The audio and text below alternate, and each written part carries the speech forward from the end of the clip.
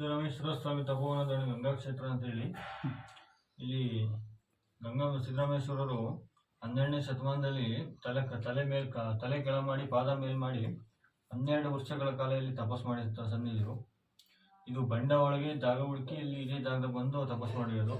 ನೋಡಿ ಇಲ್ಲಿ ಕಾಣ್ತಾ ಇರೋದು ಇದು ಕೈ, ಮೇಲ್ಗಡೆ ಹೂನಾರ ಹಾಕಿದ್ವಲ್ಲ ಅದು ಪಾದ, ಇದು ಮಂಡೆ ಎಲ್ಲ ಬೆಳ್ಳಿ ಕವಚ ಒಡಗುಗಳನ್ನ ಮಾಡಿಸಿ ಹಾಕಿದೀವಿ.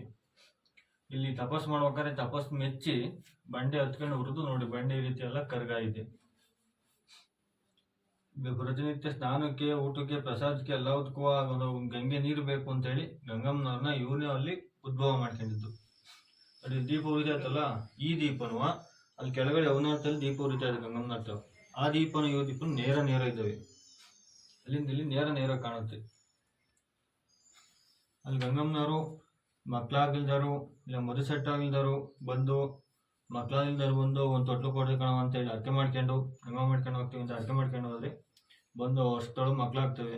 ಆಮೇಲೆ ಒಂದು ವರ್ಷ ತುಂಬದ್ರೊಳಗೆ ಬಂದು ಇಲ್ಲಿ ಗಂಗಮ್ಮ ಮಾಡ್ಕೊಂಡು ಬೆಳ್ಳಿ ತೊಟ್ಲು ತಂದು ಕೊಟ್ಟು ಗಂಗಮ್ಮ ಮಾಡ್ಕೊಂಡು ಹೋಗ್ತದೆ. ಇನ್ನು ಏನಾರ ಬೋರು ಕೊಡ್ಸೋರು ಅಂದರೆ ಬಂದು ಇಲ್ಲಿ ಗಂಗಮ್ಮನ ತೀರ್ಕಾಯಿ ಮಾಡಿಸ್ಕೊಂಡು ನೀರು ತೀರ್ಥ ತೊಗೊಂಡಾಗ ಹಾಕಿ ನೋಡಿ ಎಷ್ಟೋ ಪಾಯಿಂಟ್ಗಳು ಪಾಸ್ ಆಗಿದ್ದಾವೆ.